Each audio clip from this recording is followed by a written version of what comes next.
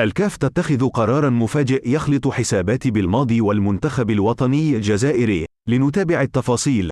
برمج الاتحاد الإفريقي للعبة كاف مباراة المنتخب الجزائري ومضيفه منتخب أوغندا برسم الجولة الخامسة من تصفية كان كوت ديفوار بتاريخ 18 جوان 2023.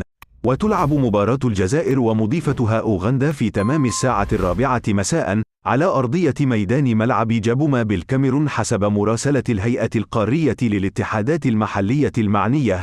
وعقدت كاف من مأمورية المنتخب الجزائري الذي من المقرر أن يواجه المنتخب التونسي وديا بتاريخ 20 من شهر جوان المقبل حسب ما اتفقت عليه الاتحاديتين الجزائرية ونظيرتها التونسية. وإثر برمجة كاف مباراة أوغندا بتاريخ 18 من الشهر ذاته، سيواجه الناخب الوطني شبح معاناة لاعبيه من التعب والإرهاق بسبب السفر من الجزائر إلى الكاميرون وبعدها إلى الجزائر.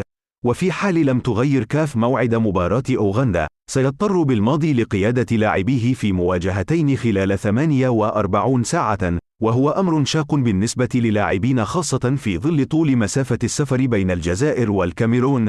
ومن المحتمل أن تطلب فاف من نظيرتها الإفريقية تقديم موعد مباراة المنتخب الجزائري ومضيفه الأوغندي بيوم واحد، أي بتاريخ 17 جوان 2023 من أجل أخذ الراحة الكافية للقاء تونس.